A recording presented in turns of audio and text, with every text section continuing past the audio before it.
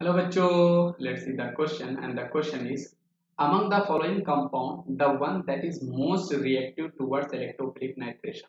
मतलब यहाँ पर हमारे पास क्या है कि चार कंपाउंड दिए हुए हैं, हमें ये पता लगाना है कि इसमें से हमारा कौन सा कंपाउंड है जो हमें most reactive towards electrophilic nitration reaction दे रहा होगा। तो अच्छा क्वेश्चन है, आइए इस क्वेश्चन को क्रॉस चेक करते हैं। सबसे पहले आपको पता होना चाहिए कि इलेक्ट्रोफिलिक नाइट्रेशन जो है वो आपका इलेक्ट्रोफिलिक सब्स्टिट्यूशन रिएक्शन होगा, है ना।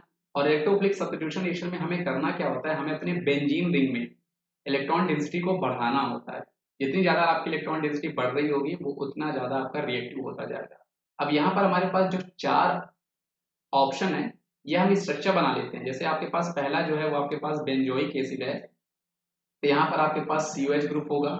ऑप्शन नंबर बी जो आपके पास है वो आपके पास नाइट्रोबेंजीन है, यहाँ पर मैं इसको NO2 टेस्ट कर देता हूँ। ऑप्शन नंबर सी जो है वो हमारे पास है टोलुईन, यहाँ पर मैं CH3 टेस्ट कर देता हूँ। और ऑप्शन नंबर डी हमारे पास है बेंजीन रिंग। अब मैं आपको इसको एक सिंपल सा फॉर्मूला दे देता हूँ ना कि अगर आपके पास इलेक्ट्रोफिलिक सब्स्टिट्यूशन रिएक्शन हो रही होगी, देखो इलेक्ट्रोफिलिक सब्स्टिट्यूशन रिएक्शन हो रही होगी क्योंकि ये आपका नाइट्रेशन जो है वो आपकी इलेक्ट्रोफिलिक सब्स्टिट्यूशन रिएक्शन है।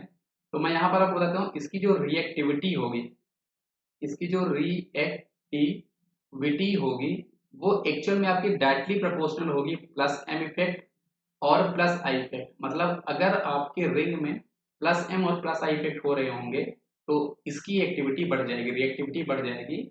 और अगर साथ ही साथ यहाँ पर आपका माइनस आई मतलब माइनस इंडक्टिव इफेक्ट लग रहा होगा या फिर माइनस एम इफेक्ट लग रहा होगा तो वो उसको कम कर देगा।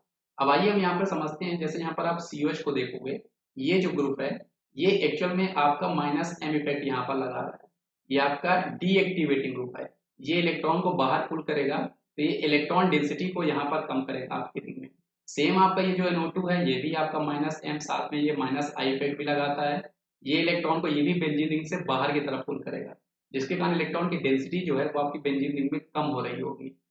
अगर मैं इस ऑप्शन की बात करता हूँ, ये CH3 ये आपका प्लस आई इफेक्ट लगा रहा होता है, मतलब ये इलेक्ट्रॉन की सप्लाई टुवर्ड्स बेंजीन रिंग कर रहा होता है।